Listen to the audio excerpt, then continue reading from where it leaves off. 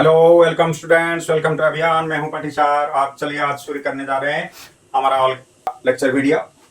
और आज से हम लोग एक्चुअल मशीन्स को शुरू करने जा रहे हैं।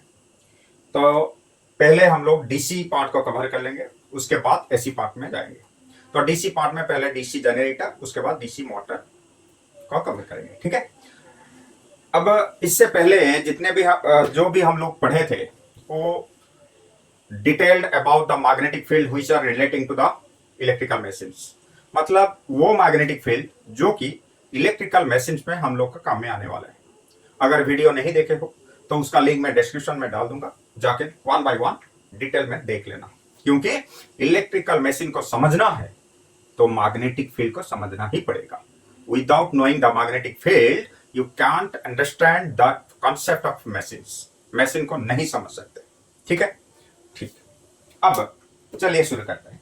अब शुरू करने से पहले हम लोग थोड़ा आइडिया ले लेते हैं, थोड़ा some ideas about electrical machines, that is classification of electrical machines. हम लोग जो बोलते हैं ना, small size machine, medium size machine, large size machine. ये लार्ज साइज मशीन मतलब कितना रेटिंग का होता है, मीडियम साइज मशीन कितना रेटिंग का होता है, ये जानना जरूरी है, ये जानना जरूरी है। फिर हम लोग क्या बोलते हैं, फिर बोलते हैं कि high speed machine, medium speed machine, small speed machine, लो स्पीड मशीन बोलते हैं ना। अगर मैं बोल रहा हूं कि मीडियम स्पीड मशीन है तो उसका स्पीड रेंज कितना है, ये जानना जरूरी है कि नहीं, ये जानना जरूरी है। ये दिमाग में पूरा एकदम सेट होना चाहिए सभी का। तो ये देख लो, मैंने पहले से लिख दिया रेटिंग के हिसाब से कौन सा मशीन क्या है। Up to 0.6 kilowatt, up to 0.6 kilowatt जो मशीन होता है उसको कहते हैं हम लोग स्मॉल मशीन्स, उसको कहते हैं small machines. Then 0.6 kilowatt to 250 kilowatt medium machines, above 250 kilowatt large machines. लिख लो, ये सब लिख लो, ये जरूरी है। क्योंकि मैं जब पढ़ाऊंगा ना तब मैं ये रेटिंग नहीं बोलूंगा कि 0.6 किलोवाट टू 250 किलोवाट जो मशीन होता है उसी में ये यूज होता है, ये नहीं बोलूंगा मैं बोलूंगा कि मीडियम मशीन में ये यूज होता है। तभी तुम लोग को दिमाग में ये आ जाना चाहिए, सर मीडियम मशीन के बारे में बोल रहे हैं मतलब उसका रेटिंग इतना ही है, ठीक है। फिर स्पीड के हिसाब से, स्पीड के हिसाब से 250 आरपीएम टू 400 आरपीएम जो मशीन रहता है उसको हम लोग लो स्पीड मशीन कहते हैं। फिर 400 आरपीएम टू 1500 आरपीएम जो मशीन रहता है उसको मीडियम स्पीड मशीन कहते हैं। और अबव 1500 आरपीएम उसको हम लोग क्या बोलते हैं, high speed machines. So these are the data based and you should remember this things. इसको याद रखना जरूरी है, तो इसको लिख लो, ठीक है। इसको लिखने के बाद हम लोग कंस्ट्रक्शन में आएंगे, डीसी मशीन का कंस्ट्रक्शन। ओके ओके, ठीक है। तो अब हम लोग इसको मिटा देते हैं। अब हम लोग पढ़ेंगे कंस्ट्रक्शन ऑफ डीसी मशीन। अब कंस्ट्रक्शन पार्ट में आ जाते हैं, कंस्ट्रक्शन पार्ट में आ जाते हैं। कंस्ट्रक्शन पार्ट जब हम लोग बोलते हैं कंस्ट्रक्शन में, मतलब कैसे बनाया गया है, मशीन को कैसे बनाते हैं, उसमें क्या क्या पार्ट्स होता है, वो पार्ट्स किस चीज से बनाया जाता है, उसमें क्या क्या डाला जाता है, ये चीज क्यों होता है, वो चीज क्यों होता है, हर एक चीज को बारीकी से समझना पड़ेगा। अगर समझ लिए तो मशीन हो गया। कंस्ट्रक्शन समझना बहुत जरूरी होता है, ठीक है। आप आ जाते हैं कंस्ट्रक्शन। अब डीसी मशीन्स कंस्ट्रक्शन में पहले तो हम लोग देख लेते हैं, इसमें दो मेन पार्ट रहता है, two main parts in every machines except transformer. Transformer को छोड़ के जितने भी मशीन्स, मतलब जनरेटर चाहे एसी हो या डीसी, मोटर एसी हो या डीसी, ठीक, उसमें मेनली टू पार्ट्स, दो पार्ट रहता है। एक होता है स्टेटर और दूसरा होता है रोटर, ठीक है। स्टेटर और रोटर। स्टेटर मतलब जो स्टेशनरी पार्ट, जो घूमता नहीं है, ऊपर का part, this is the stator. Okay, rotor मतलब जो घूम रहा है, जो स्टेटर के अंदर जो घूम रहा है वो होता है रोटर। लेकिन डीसी मशीन्स में स्टेटर को हम लोग बोलेंगे फील्ड सिस्टम। इसको क्या बोलेंगे, फील्ड सिस्टम। और रोटर जो है उसको कहेंगे आर्मेचर सिस्टम, आर्मेचर सिस्टम, ठीक है। फील्ड सिस्टम और आर्मेचर सिस्टम। अब इस लेक्चर वीडियो में हम लोग पहले स्टेटर के बारे में जानेंगे डिटेल में। स्टेटर में क्या है, क्या नहीं है, किस चीज में बनाया गया है, ठीक है ना। तो पहले स्टेटर को समझते हैं, रोटर का उसके बाद समझेंगे, क्योंकि रोटर बहुत टाइम लेने वाला है, रोटर में बहुत सारे पार्ट्स रहता है, ठीक है। तो पहले स्टेटर और फील्ड सिस्टम को समझते हैं। अब ये जो पिक्चर मैंने पहले से ही बनाया है, ये स्टेटर का है, एक इसका है, ये स्टेटर का ही है। इसके बीच में जो देख रहे हो ना गोल वाला, ये रोटर है, उसको देखना नहीं है अभी, उसको बाद में देखना है, ठीक है, जब पढ़ेंगे। स्टेटर मतलब ये जो बाहर का गोल जैसा देख रहे हो ना, ये वाला है, और ये जो पोल देख रहे हो, ये वाइंडिंग रेड कलर का, बस इतना ही है स्टेटर। अब स्टेटर में मेन पार्ट्स क्या है? स्टेटर में मेन पार्ट्स जो है अगर लिखेंगे तो क्या होगा, तो पहले नंबर पे आएगा यक, दूसरे नंबर पे आएगा पोल, और पोल में दो पार्ट्स, एक होता है पोल कोर और दूसरा होता है पोल शू, ठीक। थर्ड नंबर पे कौन है? थर्ड नंबर पे फील्ड वाइंडिंग,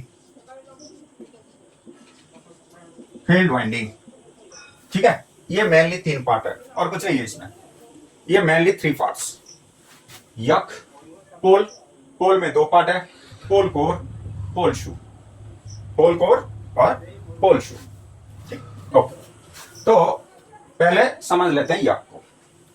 यक क्या है? ये यक, यक, ये जो आउटर पार्ट देख रहे हो ना इस फिगर में, ये जो outer part, this part, the outer portion of the stator is known as yoke. The outer portion, this part, मतलब यक किसको बोलेंगे? The outer part. First point क्या लिखना है? It is the outer part of stator को हम लोग yoke बोलेंगे। क्या करता है ये? It protect the machines from any mechanical damage, और क्या करता है? और इसका सबसे बड़ा इंपॉर्टेंट काम क्या है? It carry the fluxes from south pole to north pole,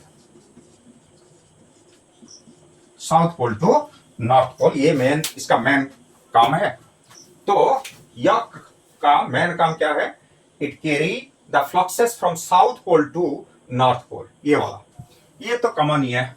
outer part of stator, protect machine from any mechanical damage, ये कॉमन चीज है। तो इंपॉर्टेंट काम ये करता है, फ्लक्स को कैरी करता है। अब देख लेते हैं फिगर में, अब फिगर में देख लेते हैं कैसे फ्लक्स काम कर रहा है, मतलब कैरी कर रहा है इसको। अब देखो, ये है तुम्हारा नॉर्थ पोल है, ये तुम्हारा साउथ पोल है। अब क्या होता है? North to south flux flow करता है, तो चलो फ्लक्स को दिखा देते हैं इसे। So flux flows from north to south, ऐसे फ्लो कर रहा है, ठीक है, from north to south. So it creates the magnetic field, ये मैग्नेटिक फील्ड इसने क्रिएट कर दिया। और किस डायरेक्शन में क्रिएट किया? फ्रॉम नॉर्थ टू साउथ, ऐसे। So this is the direction of magnetic flux, ठीक। अब जैसे ही ये फ्लक्स साउथ में आ जाएगा, फिर ये साउथ टू नॉर्थ जाएगा कि नहीं जाएगा? सर जाएगा कि नहीं जाएगा? तो कैसे जाएगा? यहां से थ्रू द यक, यक के थ्रू, मतलब साउथ टू नॉर्थ, ये ऐसे फ्लो करेगा। It flows from south to north through the yoke, इस साइड में भी और इस साइड में भी फ्लो करेगा, like this, and this is the direction of the flux.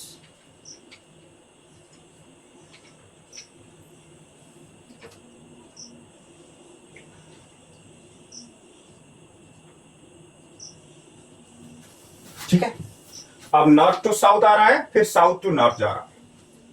तो स्टेटर का काम, मेन काम यह है, it carry the fluxes from south pole to north pole. Okay, ठीक है। अब सर ये यक जो है ये किस मटेरियल पे बना रहता है? किस मटेरियल पे बना है?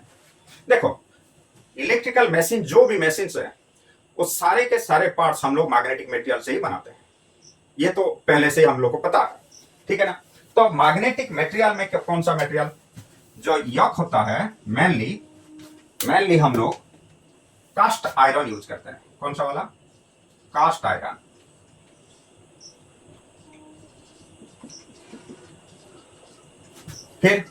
फिर सर कास्ट स्टील भी यूज करते हैं। तो कास्ट आयरन किसके लिए? कास्ट आयरन स्मॉल मशीन्स के लिए, और कास्ट स्टील मीडियम और large machines. Cast iron small machine में यूज होता है और कास्ट स्टील जो होता है वो लार्ज मशीन में यूज करते हैं हम लोग, ठीक है। अब सर कास्ट स्टील को लार्ज मशीन में क्यों यूज किया जाता है, ये तो पता होना चाहिए, है कि नहीं। मतलब कास्ट आयरन में स्मॉल मशीन होता है, अभी वही कास्ट आयरन अगर हम लोग लार्ज मशीन में यूज कर लिए तो क्या प्रॉब्लम हो जाएगा, ये जानना जरूरी है। देखो लार्ज मशीन मतलब क्या है, समझ लो कि ये जनरेटर है, मैं जनरेटर की बात कर रहा हूं।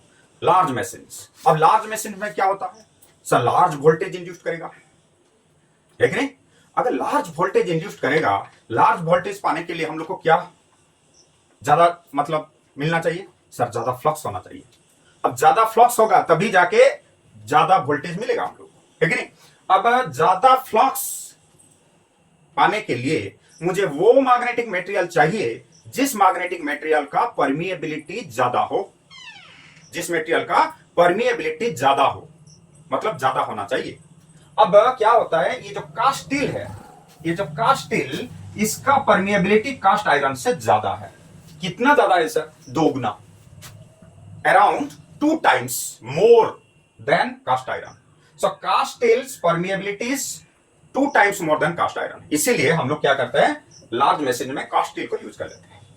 और क्यों, और क्या है सर, और इसका जो वेट होगा ना, वेट वजन, वो हाफ होगा, आधा किसके बराबर? कास्ट आयरन के बराबर। मतलब कास्ट आयरन में जो कास्ट आयरन का वेट जितना होता है उसका आधा होगा कास्ट स्टील का।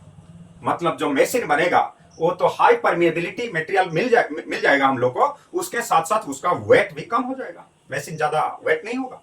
तो ये एडवांटेजेस हो गया, इसीलिए हम लोग क्या करते हैं, कास्ट स्टील को यूज करते हैं लार्ज मशीन में।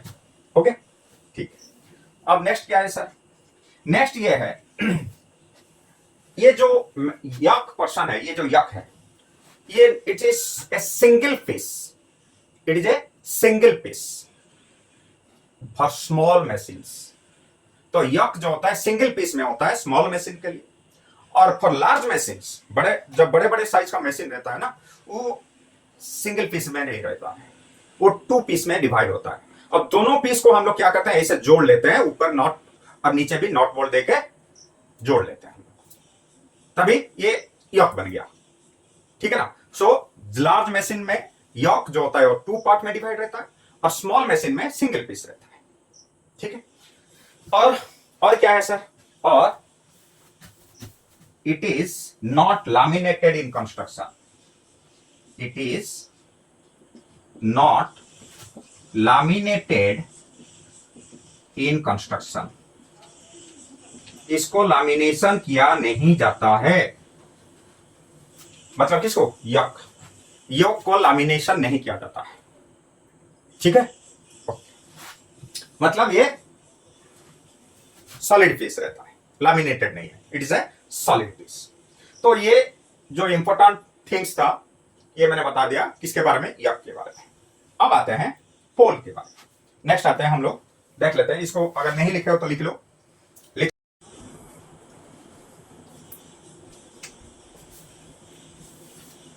हो गया, ठीक है। अब इसको मिटा देते हैं, और है पोल। अब देखते हैं पोल के बारे में। पोल में 2 पार्ट, मेनली 2 पार्ट्स है। कौन सा वाला, पोल कोर, पोल शू, राइट। अब देख लेते हैं पोल कोर और पोल शू, मतलब ये वाला पर्सन, ये जो नॉर्थ पोल और साउथ पोल देख रहे हो, ठीक है ना। तो पोल को अगर डिटेल में देखना है, ऐसे रहता है पोल,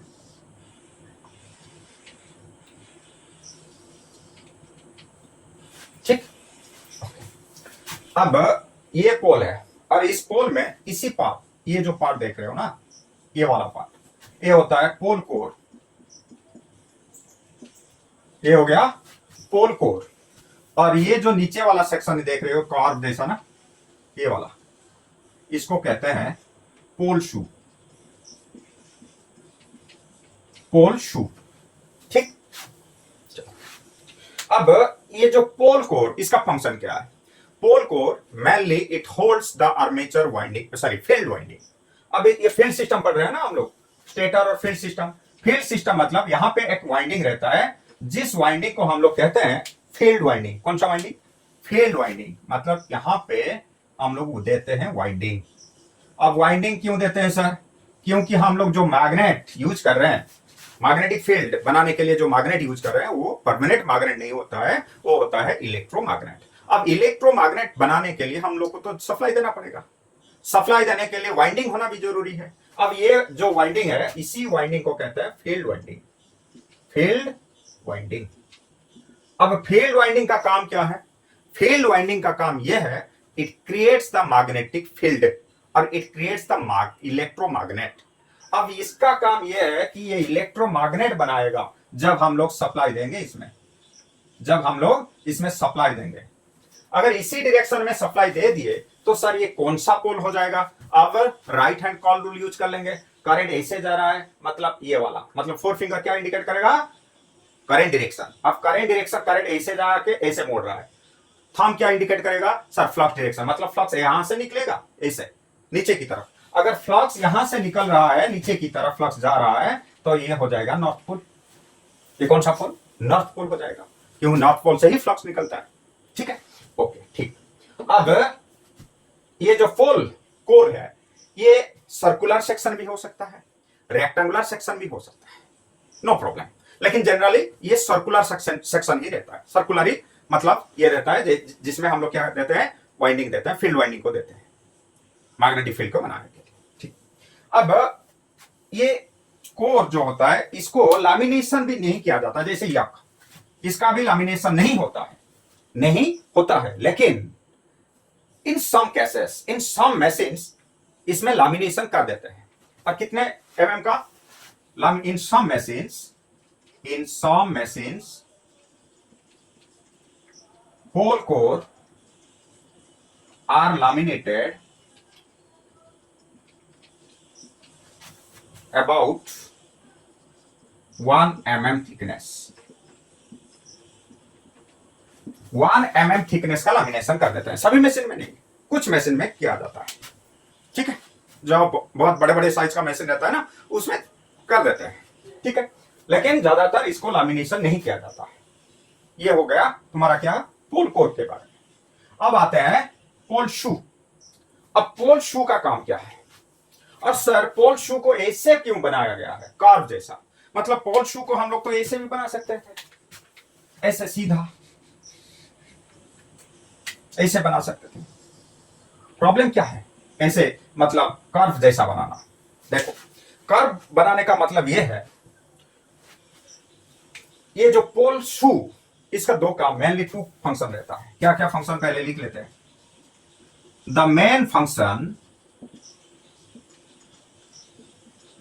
of pole shoe is it create an uniform magnetic field, uniform magnetic field। ठीक, एंड और क्या है? और it maintain an uniform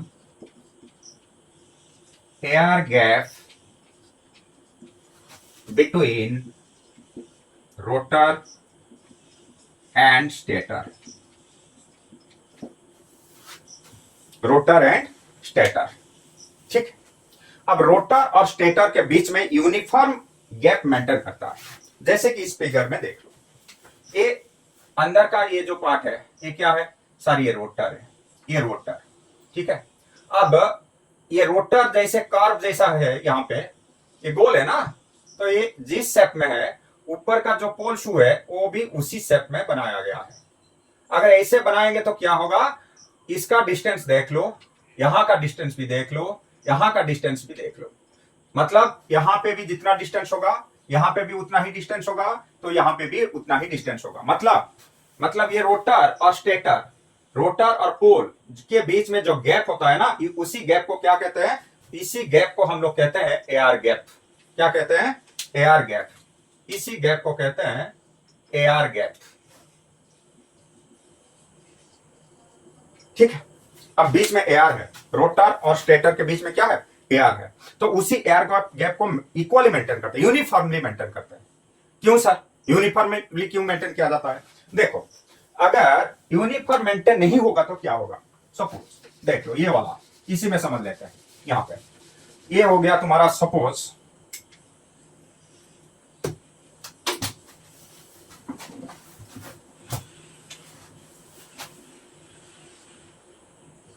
ये पोल, और पोल को मैंने ऐसे स्ट्रेट कार्व जैसा नहीं बनाया, ऐसे सीधा रख दिया। और रोटर कहां है? यहां पे ऐसे है। ठीक, अब ये हो गया रोटर। अब देखो, यहां पे गैप कितना है? सर बहुत कम है। यहां पे कितना है? सर बहुत ज्यादा है। यहां पे बहुत ज्यादा है। मतलब एयर का जो रिलक्टेंस होता है वो बहुत ज्यादा होता है। एयर का रिलक्टेंस क्या होता है? ज्यादा होता है। तो मैग्नेटिक फ्लक्स ये नॉर्थ पोल है। अब ना मैग्नेटिक फ्लक्स जो नॉर्थ पोल से निकलेगा थ्रू द रोटर और साउथ पोल को जाएगा वो। तो ज्यादातर फ्लक्स क्या होगा? यहां से पे भी जो फ्लक्स निकलेगा ना, वो इसी मतलब लो रिलक्टेंस पाथ को फॉलो करके फ्लो करेगा। ठीक है, मतलब इस साइड में यहां पे फ्लक्स नहीं होगा ज्यादा, यहां पे ज्यादा फ्लक्स नहीं होगा। क्यों? क्योंकि ज्यादातर फ्लक्स जो होता है ना, वो लो रिलक्टेंस पाथ को फॉलो करते हैं। मतलब ज्यादातर फ्लक्स यहीं से बीच में से ये फ्लो करेगा, बीच में से ही फ्लो करेगा। तो क्या होगा? तो ये यहां बीच में, मतलब ये पूरा मैग्नेटिक फील्ड के बीच में मैग्नेटिक फ्लक्स डेंसिटी ज्यादा होगा, यहां पे मैग्नेटिक फ्लक्स डेंसिटी कम होगा, यहां पे मैग्नेटिक फ्लक्स डेंसिटी कम हो जाएगी। लेकिन हम लोग को क्या चाहिए? हम लोगों को चाहिए uniform magnetic field. Uniform magnetic field मतलब हर एक जगह पर, यहां पर भी जितना मैग्नेटिक फ्लक्स डेंसिटी, वहां पर भी, यहां पर भी, मतलब हर जगह पर मैग्नेटिक फ्लक्स डेंसिटी इक्वल होना चाहिए मशीन के लिए। इसीलिए हम लोग इसको इसे स्ट्रेट नहीं बनाते हैं, हम लोग क्या करते हैं? इसको इसे कार्व जैसा बनाते हैं, ऐसे कार्व जैसा। ठीक है, ये ठीक से नहीं चल रहा है, थोड़ा प्रॉब्लम हो गया है।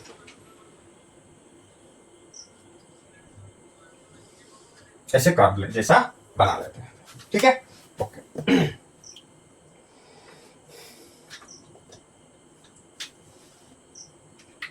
ओके, अब सर इस पोल शू को लैमिनेशन किया जाता है कि नहीं?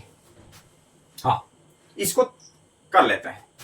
क्यों? To reduce the eddy current, heating due to the eddy current. Okay, मतलब ये जो pole shoes are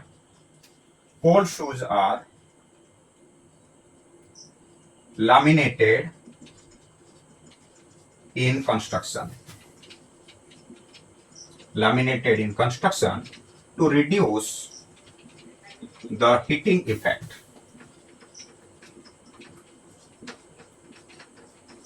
heating effect को रिड्यूस करने के लिए हम लोग पोल शू को क्या कर लेते हैं? पोल शू को लैमिनेशन कर लेते हैं। ओके, ठीक है। अब ये हो गया पोल के बारे में। पोल कोर क्या है, पोल शू क्या है, हम लोग देख लिए यहाँ पे। ठीक है, अब नेक्स्ट क्या है? Sir winding. उसके बाद हम लोग देखेंगे वाइंडिंग के बारे में, जो कि यहां पे दिया गया है। जो पोल कोर में हम लोग वाइंडिंग देते हैं। ठीक है ना, अब आते हैं वाइंडिंग के ऊपर, जो होता है जिसको हम लोग कहते हैं third point, field winding.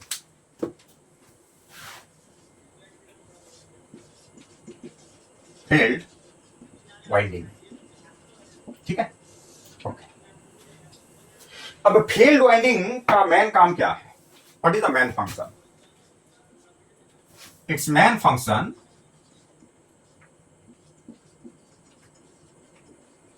is to create the magnetic field. इसीलिए फील्ड वाइंडिंग कहते हैं। फील्ड लिखा हुआ है ना यहाँ पे, इसीलिए इसको फील्ड वाइंडिंग और मैग्नेटिक फील्ड वाइंडिंग भी कह सकते हो, नो प्रॉब्लम। इसको हम लोग क्या बोलते हैं, फील्ड वाइंडिंग। ठीक है, ओके। अब ये जो मैग्नेटिक फील्ड वाइंडिंग ये दो टाइप का रहता है, देयर आर टू टाइप्स। कौन सा वाला? एक होता है series field winding,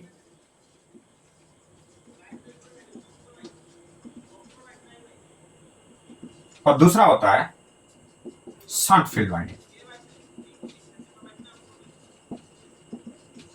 shunt field winding, वैसे तो सारे वाइंडिंग्स हम लोग कॉपर मटेरियल से ही यूज कर, मतलब कॉपर मटेरियल में ही करते हैं, मतलब कॉपर कंडक्टर यूज कर लेते हैं हम लोग, ठीक है ना। तो सीरीज फील्ड वाइंडिंग उसका कंस्ट्रक्शन कैसा रहता है? सीरीज फील्ड वाइंडिंग का कंस्ट्रक्शन ये रहता है, less number of turns with thick wire. मतलब उसका जो सीरीज फील्ड वाइंडिंग रहेगा वो नंबर ऑफ टर्न्स बहुत कम होगा, लेकिन थिक कंडक्टर, मोटा वाला कंडक्टर यूज करेंगे यहाँ पे, ठीक है। और शंट फील्ड का क्या, उसका उल्टा, मोर number of turns with fine wire. मतलब शंट फील्ड का जो वाइंडिंग रहेगा वो ज्यादा टर्न का होगा, ज्यादा टर्न रहेगा उसमें, और फाइन मतलब पतला वाला जो कंडक्टर रहता है ना उसको यूज करेंगे, ठीक है। सीरीज फील्ड वाइंडिंग का रेजिस्टेंस का वैल्यू, सीरीज फील्ड वाइंडिंग का जो रेजिस्टेंस रहेगा ना वो जितना लो हो सके उतना अच्छा है। मतलब we should keep the resistance value in series field winding as much as possible small, right.